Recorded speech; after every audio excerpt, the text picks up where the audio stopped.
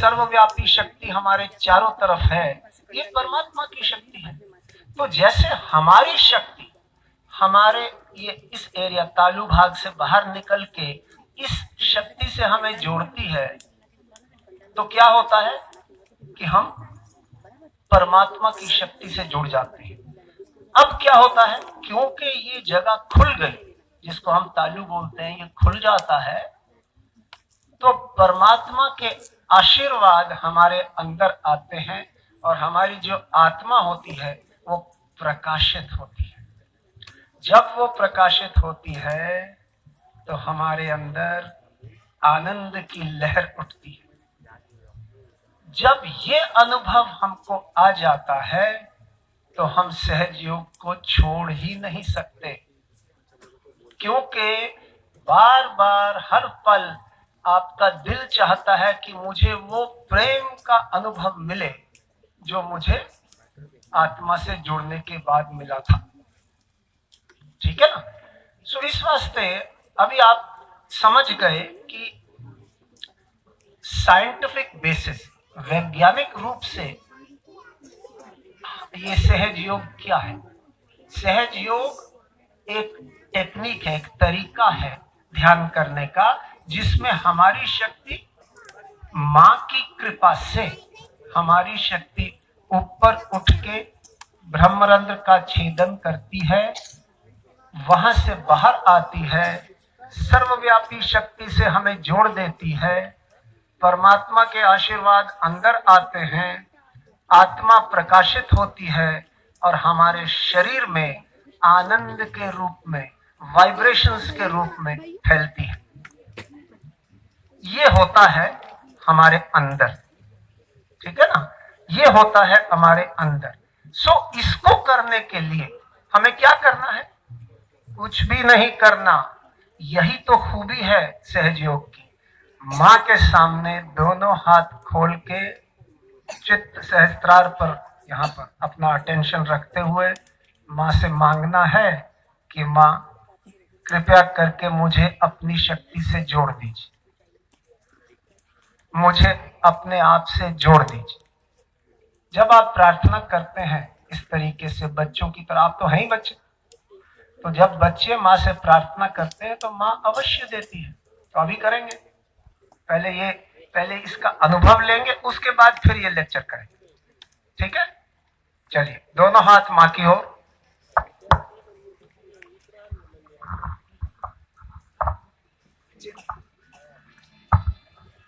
चित्त जो है अपना अटेंशन यहाँ पर तालु भाग पर अटेंशन रखें, उधर दोनों हाथ माँ की ओर, नजर माँ की फोटो पर। जो माँ की फोटो लगी हुई है बाहर दरख्त के साइड में, वो वृक्ष के साइड में लगी है ना, वहां पर आप अपना उस फोटो को देखिए, दोनों हाथ माँ की ओर, और खुली आंखों से माँ को देखते हुए माँ से प्रार्थना करिए, श्री माता जी आज इस महत्वपूर्ण पल समय पर कृपा करके मुझे मेरी आत्मा से जोड़ दीजिए। ठीक है ना, माँ को देखिए और ये प्रार्थना कीजिए, श्री माता जी आज इस महत्वपूर्ण समय पर कृपा करके मुझे मेरी आत्मा से, अपनी शक्ति से जोड़ दीजिए।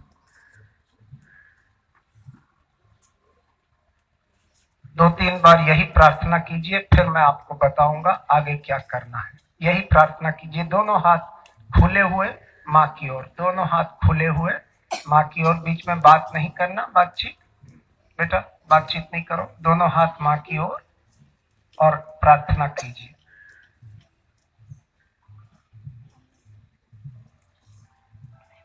बहुत अच्छे, हमें महसूस हो रहा है कि आप प्रार्थना कर रहे हो। माँ को देखिए, मुझे मत देखिए, माँ को देखिए। माँ की जहां इतनी बड़ी बिंदी है उसको देखिए और प्रार्थना कीजिए, श्री माता जी कृपया हमें हमारी आत्मा से जोड़ दीजिए, हमें अपने प्रेम के सागर से अपने प्यार के साथ जोड़ दीजिए। प्रार्थना कीजिए। अभी यही प्रार्थना आंखें बंद करके करेंगे। आंखें बंद कर लीजिए। अब श्री माता जी से प्रार्थना कीजिए, मां कृपया हमें हमारी आत्मा से जोड़ दीजिए।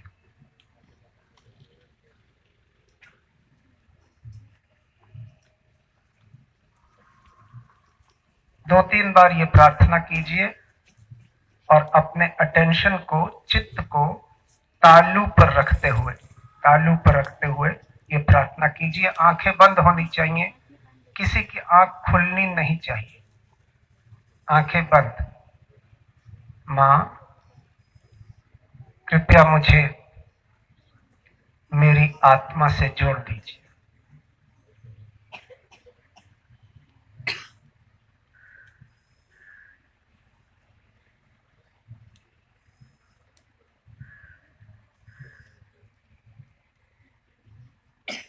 फिर प्रार्थना कीजिए, अटेंशन को सर के ऊपर रखते हुए तालू पर। फिर प्रार्थना कीजिए कि मां कृपया मुझे मेरी आत्मा से जोड़ दीजिए। मुझे अपने प्रेम का अनुभव दीजिए। Please grant me the experience of your love. मुझे अपने प्रेम का अनुभव दीजिए।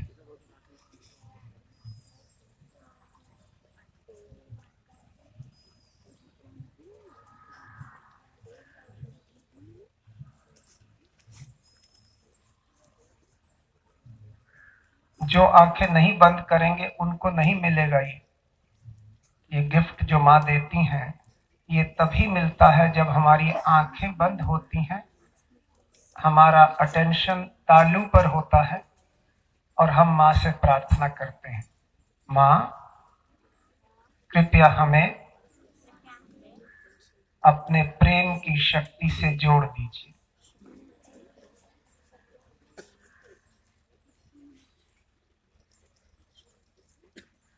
Don't speak.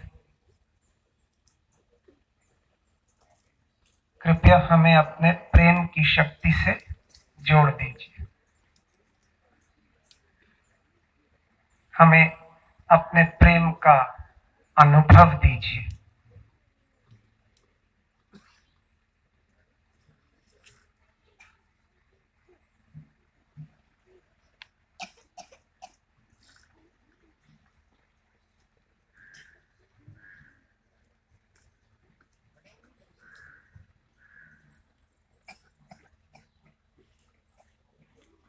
शुरू में हो सकता है कि कुछ ना हो, पर बैठे रहिए और यही प्रार्थना अपने मन में करते रहिए। आंखें बंद, चित्त तालु भाग पर, और ये प्रार्थना, प्रेयर।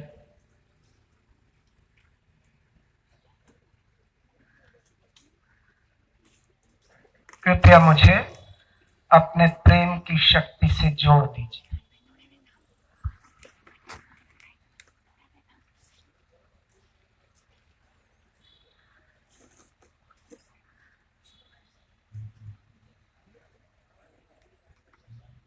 एक और प्रार्थना कीजिए, श्री माता जी हम तो आपके गणेशा हैं, आपके ही बच्चे हैं।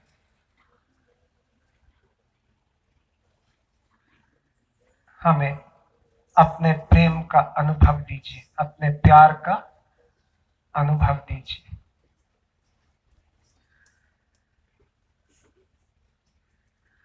हम तो आपके गणेशा हैं, हमें अपने प्यार का अनुभव दीजिए। हाथ खुले होने चाहिए, दोनों हाथ।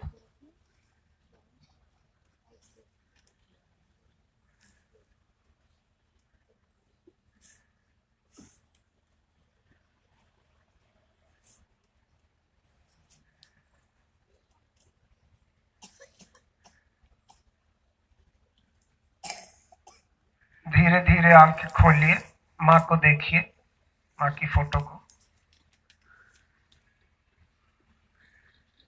अभी मैं बता सकता हूं किसको मिल गया और किसको अभी बहुत हल्का महसूस हो रहा है। किसको मिल गया है वो तो मैं पॉइंट आउट कर सकता हूं, बट मैं आपसे पूछता हूं, आप बताइए मुझे, बच्चे जितने भी बैठे हैं, क्या आपको शांति महसूस हुई? हाथ खड़ा करिए जिसको शांति महसूस हुई। बहुत अच्छा। अब मुझे ये बताइए, क्या आपके हाथों पे कोई ठंडी या गर्म हवा महसूस हुई? ठंडी, वाह क्या बात है, क्या बात है। अच्छा, अभी आप ये बताइए, वो बच्चे भी शर्माए मत, ये बताइए किस बच्चे को कुछ नहीं हुआ, महसूस नहीं हुआ? Which child did not feel anything? हाथ खड़ा करिए, शर्माए मत, क्योंकि मैं जानता हूं किसको नहीं हुआ। अच्छा चलिए कोई बात नहीं, जिसको नहीं भी हुआ उसको हो जाएगा, ठीक है। तो ये देखिए कि हम लोगों को जब हम आत्मा का ज्ञान या आत्मा का प्रेम महसूस कराना चाहते हैं एल्डर लोगों को, ओल्डर लोगों को, तो कई दिन लग जाते हैं तो और इंसान काबू में नहीं आता। इसका मतलब हम देते हैं किसी को, बट उसके बाद 1 महीने बाद भी वो वैसे का वैसे रहता है। और देखिए आपको कितनी जल्दी मिल जाता है। क्यों? आपको पता है इसका कारण क्या है? कौन बता सकता है इसका कारण क्या है? क्यों बच्चों को जल्दी मिल जाता है? हाँ, आप माँ के करीब हो। हाँ, अच्छा ठीक है, बहुत अच्छी बात है। हाँ, अबोध, तो अबोधिता से क्या होता है? अब मैं आपको समझाता हूं। आपका जवाब बिल्कुल सही है कि अबोध है बच्चे, इस वास्ते अबोधिता से हमारे अंदर क्या होता है कि जब हम जैसे बड़े होते जाते हैं तो घर के माहौल से, स्कूल के माहौल से, एनवायरनमेंट से, समाज के माहौल से हमारे अंदर 2 बलून्स हैं सर के अंदर। एक सर के राइट साइड पे जो सुपर ईगो कहते हैं, और सर के लेफ्ट साइड पे जिसको ईगो कहते हैं, अहंकार और प्रति अहंकार। ये बलून की तरह बड़े हो जाते हैं। क्यों? क्योंकि हम लोगों के इंडिविजुअल एक्सपीरियंस के साथ, इंडिविजुअल व्यक्तिगत अनुभव के साथ ये बड़े होते जाते हैं। जब हम लोग बड़े हो जाते हैं तो ये हमारे साथ साथ या तो हमारी ईगो बढ़ जाती है या सुपर ईगो बढ़ जाती है, या दोनों ही बढ़ जाते हैं। उससे क्या होता है, जब हमारी शक्ति ऊपर उठना चाहती है तो वो आज्ञा के अंदर आती है, और वहां पे ये बलून इतने मोटे मोटे बने हुए, तो ये शक्ति को आगे नहीं जाने देते। इसलिए एक ओल्डर पर्सन को आत्म साक्षात्कार मिलना थोड़ा मुश्किल है आप लोगों के बनस्पत। सो आपको इस वास्ते मिल जाता है क्योंकि अबोधिता की वजह से आपके अंदर अभी ये बलून्स वेल डेवलप्ड नहीं है, इनका ये डेवलपमेंट नहीं हुई इनकी। इस वास्ते जितना जैसे ही आप मांगते हैं माँ से, आपको मिल जाता है। ये फर्क है आप में और मुझ में। अगर मैं बैठता हूं, लेट अस से कि मैं अभी सहयोगी नहीं बना, अगर मैं बैठता हूं और इसी तरीके से माँ से मांगता हूं, तो हो सकता है मुझे ना मिले जो आपको इतनी जल्दी मिल गया। अभी आप समझ गए हैं कि सहयोग के अंदर ये शक्ति कैसे कार्य करती है। ये शक्ति कार्य करती है आपकी इच्छा के साथ, विद योर डिजायर। जितनी इच्छा होगी माँ से जुड़ने की, माँ की शक्ति से, माँ के प्रेम से जुड़ने की, उतनी जल्दी ये शक्ति जागृत होगी। तो आपके अंदर डिजायर तीव्र होनी चाहिए, बहुत स्ट्रांग होनी चाहिए डिजायर। जितनी स्ट्रांग होगी उतनी जल्दी ये शक्ति बढ़ेगी। फिर आप बोलोगे कि अंकल फिर ये शक्ति अगर हमारी सहस्त्रार पे आ जाती है, हमें वाइब्रेशन महसूस होते हैं, तो इसका क्या फायदा है? अभी हम आगे चलते हैं। क्या फायदा है इसका, कोई बता सकता है? हाँ बोलो। नहीं, कोई ओल्डर बच्चा नहीं बल्कि यंगर बच्चा, कोई यंगर बच्चा बता सकता है सहज योग के ध्यान करने के फायदे, इस जो हमारे अंदर ये वाइब्रेशंस आती हैं इसके फायदे क्या हैं? What are the advantages? कोई बता सकता है? हाँ बेटे, आपको प्रेम महसूस होता है? हैं? महसूस होता है? किसके लिए महसूस होता है? किसके लिए आपके अंदर प्रेम है? माँ के लिए। और अपनी माँ के लिए?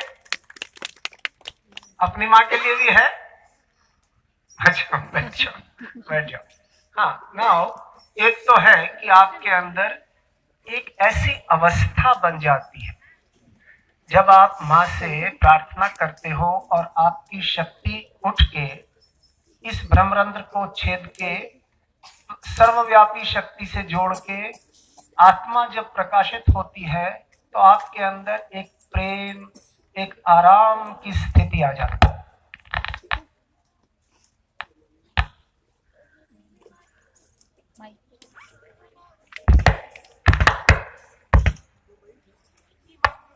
दूसरा माइक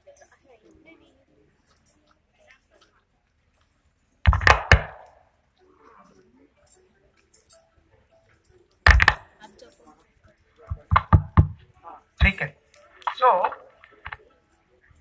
इस शक्ति के मैं आपको एडवांटेजेस बता रहा था कि आपको क्या एडवांटेज होगा।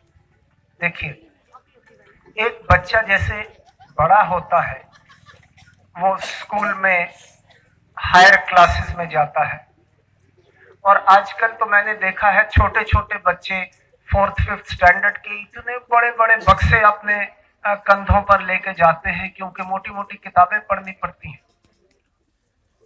तो कई बार मैं समझता हूं कि ये बच्चे कैसे पढ़ते होंगे इतनी किताबें, कैसे इनको समझ आता होगा। सबसे बड़ा एडवांटेज बच्चों के लिए ये है, जब ये शक्ति आपके अंदर आ जाती है, आपके अंदर ये वाइब्रेशंस फ्लो करना, बहना शुरू हो जाते हैं, तो जो कुछ भी आप पढ़ते हैं वो आपको याद रह जाता है। कैसे? श्री माता जी ने कहा था कि हम लोग ये सोचते हैं कि जो कुछ हम पढ़ते हैं या सुनते हैं वो हमें याद नहीं रहता, बट आपकी कुंडलनी को याद रहता है। जब आप एग्जाम के वक्त जाओगे, आप देखोगे, जब आप लिख रहे होगे, क्वेश्चन पढ़ोगे, लिखोगे, एकदम जवाब आ जाएगा सामने। आपकी कुंडलनी जो है ये आपकी आध्यात्मिक माँ है, she is your spiritual mother. तो ये सब कुछ अपने अंदर ये इंफॉर्मेशन रख लेती है। She is like the DNA. So DNA के अंदर आप जानते हो पूरी इंफॉर्मेशन होती है, इंसान की बैकग्राउंड सब कुछ। तो उसी तरीके से कुंडलनी में ये इंफॉर्मेशन होती है। आप बेशक समझो कि मुझे तो याद नहीं है, बट अगर वो सवाल का जवाब आपको देना पड़ेगा जो आपने पढ़ लिया था, वो जवाब आपके सामने आ जाएगा। और आप ये स्कूल में अनुभव करके देखना, एक्सपीरियंस करके देखना, कोई डिफिकल्टी नहीं होगी। दूसरा एडवांटेज, आजकल के बच्चों को मैंने देखा है, थोड़ी सी सर्दी हो जाए एकदम जुकाम लग जाता है, खांसी लग जाती है, और फिर वो खांसी जाने का नाम नहीं लेती, और फिर वो बलगम जम जाती है। फिर आप डॉक्टर के पास वो लोग जाते हैं और एंटीबायोटिक्स के इंजेक्शन लेते हैं। आपके अंदर जब ये शक्ति फ्लो करना शुरू कर देगी, बहना शुरू कर देगी, तो एक बड़ा एडवांटेज ये होगा कि आपको बीमारी जल्दी छुएगी नहीं। और अगर थोड़ा सा प्रिकॉशन आप और आपके माँ बाप लेंगे तो आपको बीमारियां नहीं होंगी। Second advantage. तीसरा एडवांटेज, जिस बच्चे के अंदर से ये शक्ति बह रही है, फ्लोर कर रही है, उस बच्चे को कोई भी तंग नहीं करेगा, क्योंकि आप परमात्मा के चाहते हो। इसका मतलब परमात्मा loves you, God loves you, और वही लव आपके अंदर से फ्लो कर रही है। आजकल जो बच्चों के साथ अत्याचार हो रहे हैं, एक सेल्फ रियलाइज्ड बच्चे के साथ ऐसा नामुमकिन है, क्योंकि आपके बाएं तरफ श्री गणेश है, दाहिने तरफ श्री हनुमान है, और वो आपको प्रोटेक्ट करेंगे। आपको सिर्फ इतना करना है, अपना चित्त मां पर डालना है, मां को अपने हृदय में रखना है, मां को अपने हृदय में रखना है, मां पर अपना चित्त डालना है, और मां से कहना है कि मां प्लीज लुक आफ्टर मी। कुछ नहीं होगा आपको, वहां पर कोई ना कोई ऐसा इंसान आ जाएगा जो आपको बचा लेगा। देखिए मैंने आपको कितने एडवांटेजेस बताए हैं। अगर आप सहजयोग का ध्यान करेंगे, आप अपनी पढ़ाई में होशियार हो जाएंगे। हमने भी देखा है, वो बच्चे जो क्लास में लास्ट आते थे, फर्स्ट सेकंड थर्ड आना शुरू हो जाते हैं।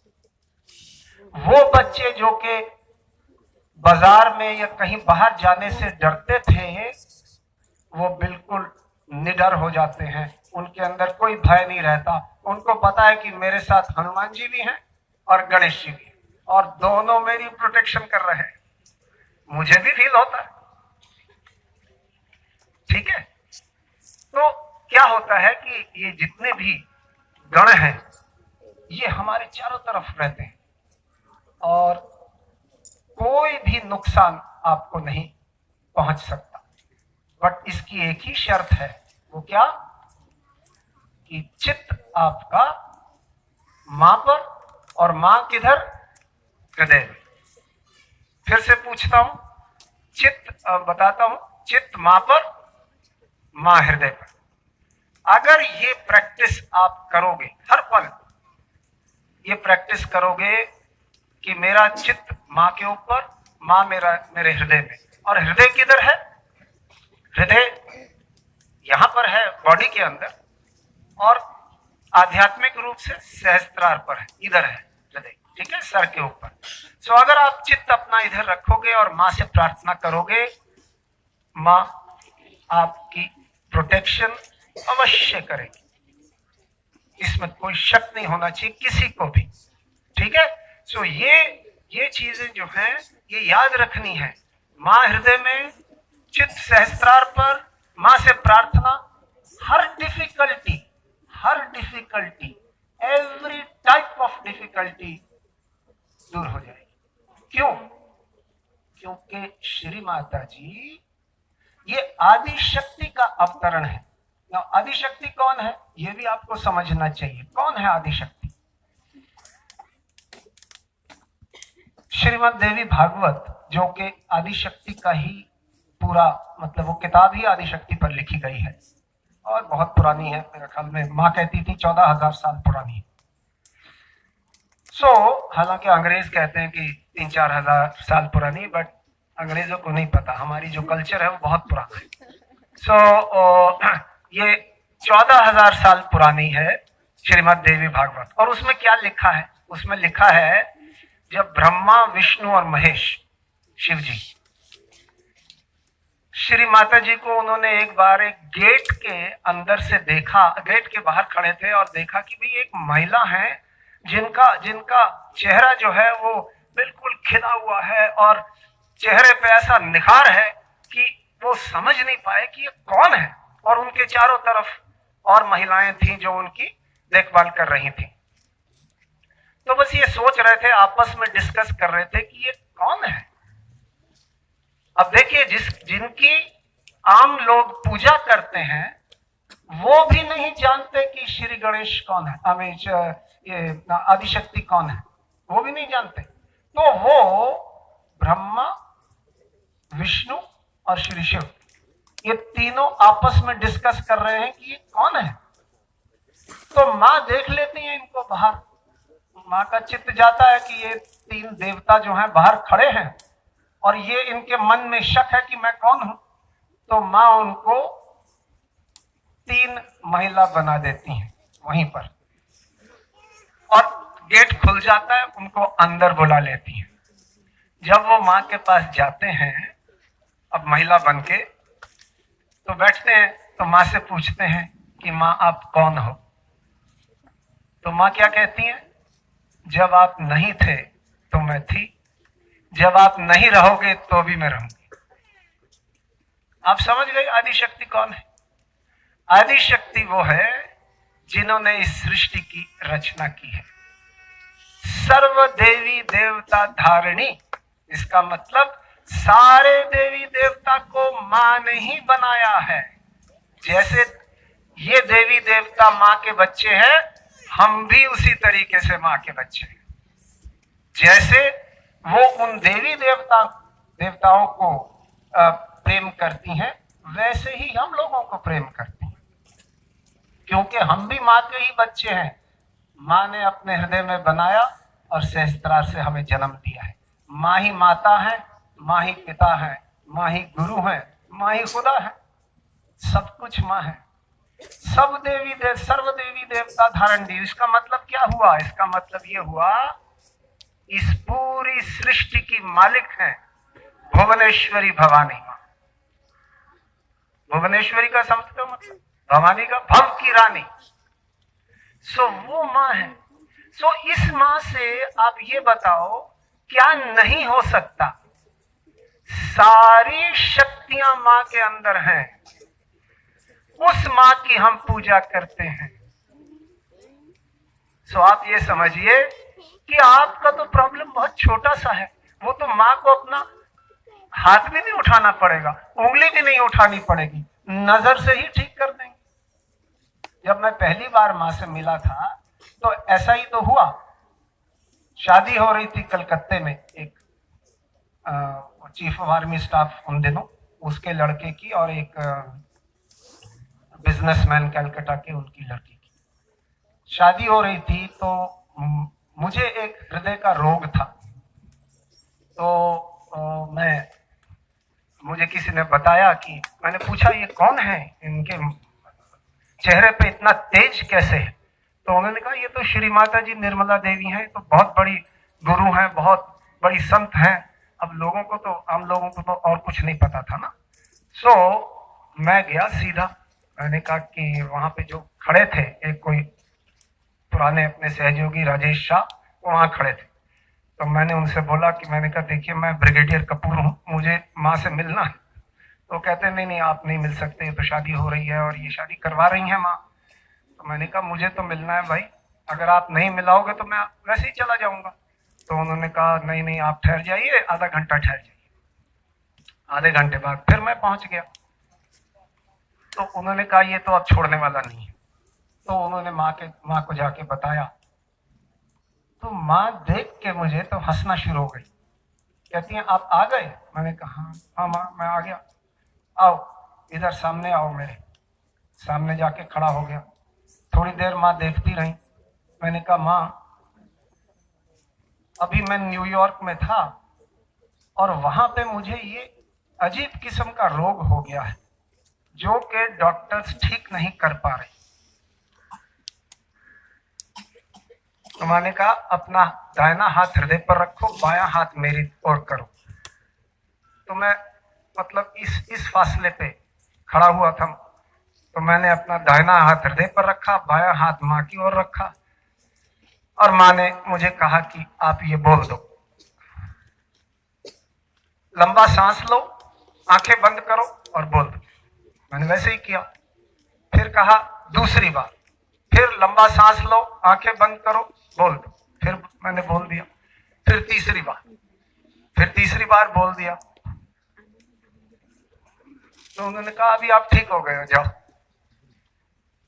मैंने कहा श्री माता जी मुझे तो कुछ महसूस नहीं हुआ। उन्होंने कहा आपके अंदर अभी वो संवेदना नहीं है कि आप ये समझ पाओ कि आपके साथ क्या हुआ, क्योंकि मेरे अंदर वो वाइब्रेशन नहीं थी जो आपके अंदर है अभी। तो मैं समझ नहीं पाया कि माँ ने क्या किया। पर उस रात को जब मैं सोया अपने कमरे में जाके, होटल के कमरे में, एक बारात आई हुई थी, वो होटल में रह रही थी, तो जब मैं होटल के कमरे में जाके रात को सोया तो बहुत अच्छी नींद आई। और सुबह अमूमन जब ये मुझे रोग हुआ था, जो कि नवंबर के महीने में हुआ था, और मैं माँ से अप्रैल 16 अप्रैल 1995 पे मिला था। आप देखिए मुझे कितने महीने हो गए थे इस रोग के साथ। और रोग में होता क्या था, मेरा जो हृदय है वो 200 बार या 250 बार पर मिनट धड़कता था, जबकि आम हृदय 75 टाइम्स पर मिनट धड़कता है, और 70 टाइम्स पर मिनट। और स्पोर्ट्समैन का हृदय तो आप जानते हो पल्स रेट कॉल भी लो होती है। तो मतलब दूसरों के बनिस्बत मेरा हृदय 3 बार ज्यादा धड़क रहा था। तो it is like an engine which is running without a controller, without a governor.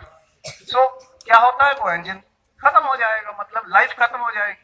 आपकी लाइफ जो है 3 गुना तेजी से चल रही है, और दर्द हुआ करती थी। तो रात को नींद नहीं आती थी, 1.5 2 घंटे सोता था रात को। जब माँ ने ये किया, उस रात को मैं पूरी रात सोया और 10 बजे सुबह तक सोता रहा। और जब उठा तो हृदय में एक बड़ी उमंग सी थी, बहुत ही प्रेम था हृदय में, और मतलब एक किस्म की प्रसन्नता हो रही थी अंदर से। तो मैं समझ गया कि कुछ हुआ है, बट ये नहीं समझ आई मुझे, क्योंकि मुझे सहज योग नहीं आता था, तो मुझे समझ नहीं आई कि क्या हुआ है। एक बात और बताऊं, उस वक्त जब माँ ने कहा था ना कि ये 3 बार बोल दो, तो जब मैं जाने लगा तो माँ ने कहा इधर आओ, पास आओ, मेरे पास आओ। मैं पास गया तो माँ को प्रणाम करने के लिए, जैसे मैं देख रहा था कि दूसरे कर रहे हैं, तो मैं भी झुक के प्रणाम। तो माँ ने अपनी मुट्ठी से मेरे पीठ के ऊपर यूं मार दिया। उन्होंने कहा अभी आप बिल्कुल ठीक हो गए हो, ये ध्यान करना सीख लो, ये प्रॉब्लम कभी नहीं होगा। और वही हुआ, वो प्रॉब्लम फिर से कभी नहीं आया। मैं दिल्ली जब वापस आया कलकत्ते से, तो ध्यान करना सीख लिया। और कहने का तात्पर्य क्या है, आप लोगों को, बच्चों को मैं ये समझाना चाहता हूं कि एक बार आपके अंदर से ये शक्ति बहना शुरू हो जाती है, और आप रोजाना एवरी डे सुबह और शाम को थोड़ी देर ध्यान करते हो, तो आपके अंदर एक ऐसी स्थिति आ जाएगी, आप इतने इंटरनली इतने स्ट्रांग बन जाओगे, इतने मजबूत हो जाओगे, पढ़ाई में अच्छे हो जाओगे, आपके अंदर आपकी जो पर्सनैलिटी होगी उसके अंदर साफ दिखाई पड़ेगा कि ये किसी से डरने वाला इंसान नहीं है। ठीक है ना। फिर आप जो भी डिफिकल्टी आपको आएगी, आप माँ से प्रार्थना करेंगे और वो डिफिकल्टी दूर हो जाएगी। और अगर आप एक अच्छे सहयोगी हो तो डिफिकल्टी आएगी ही नहीं। अब बताइए, जीवन में अगर ये मिल जाए तो और क्या चाहिए, बताओ, चाहिए? कोई बच्चा ये बता सकता है कि अगर ये मिल जाए तो इसके अलावा और क्या चाहिए? जिस दिन आप बोलोगे कि माँ आज मुझे चॉकलेट खाने का दिन है, दिल कर रहा है, कोई ले आएगा चॉकलेट खिलाने के लिए। अब जैसे सुनीता सुनैने मैडम जो है वो चॉकलेट अपने पर्स में रखती हैं, वो हम लोगों को भी खिला देती हैं। सो जिस दिन आपको चॉकलेट का इच्छा होगी, कोई ना कोई खिलाने आ जाएगा। जिस दिन आप चाहोगे कि मैं ये करना चाहती हूँ, अबोधता के अंदर प्रार्थना में माँ आपको करवा देंगी। ठीक है ना। और फिर जब बड़े होगे और लड़कियां कहेंगी कि मुझे एक अच्छा हस्बैंड चाहिए, हस्बैंड भी अच्छा मिल जाएगा। और जो पुरुष है वो जब बड़े होंगे, मतलब बच्चे जो है बड़े होंगे, पुरुष बन जाएंगे, तो उनको वो मांगेंगे कि मुझे मेरी जो बीवी है वो अच्छी होनी चाहिए, अच्छी बीवी मिल जाएगी। अब क्या चाहिए और आपको? सब कुछ तो मिल गया। और कोई किसी को कोई शक की जो कुछ नहीं मिला वो मेरे से पूछ सकता है। क्या ऐसी चीज है जो आपको नहीं मिल रही? पूछिए, मेरे से पूछे। हाँ बेटे, क्या नहीं मिल रहा? हाँ, चॉकलेट नहीं अभी मिलेगा, अभी अभी थोड़ी देर में मिलेगा। हाँ। और क्या नहीं मिल रहा भाई, किसी को बताएं। हाँ हाँ, क्या मेरी मम्मी नहीं देती? अब से देगी, आज से देगी, आप देख लेना। किधर है आपकी मम्मी? इधर है बैठी हुई? अच्छा, वो देंगी। आप कह देना कि कपूर अंकल ने बोला है कि मुझे चॉकलेट जरूर देने हैं, ठीक है ना? नहीं तो श्री माता जी नाराज हो जाएंगी, ठीक है? जैसे ही आप बोलोगे उसी वक्त चॉकलेट मिल जाएगा। और बोलो, और क्या नहीं मिल रहा? हाँ, सेंट कहाँ, कौन से सेंटर के हो आप? आप कौन से, किस जगह पे आप रहते हो? कहाँ रहते हो? है? कहाँ से आए हो बेटा? उधर? हाँ, है? मुंबई, मुंबई से आए हो? तो आपके सेंटर में जब पूजा होती है तो सेंटा क्लॉज नहीं आता है? है? कोई बात नहीं, कल आएगा, कल आएगा, ठीक है ना? हाँ हाँ, कुछ पता नहीं, शायद आज भी आ जाए। जब मिसिस सुनैना इधर है तो सेंटा क्लॉज ही समझ लो इधर है, ठीक है ना? अच्छा, और हाँ बेटे, आओ, मिलेगी कॉफी तो जरूर मिलेगी। हम आज बता देंगे सेंटा क्लॉज से, बट एक शर्त है, आपको ध्यान करना होगा। अगर आप ध्यान नहीं करोगे, माँ के सामने हाथ फैला के आंखें बंद करके माँ से प्रार्थना नहीं करोगे तो नहीं मिलेगा, ठीक है? अगर आप रोजाना सुबह और शाम ये करोगे तो मिलेगा।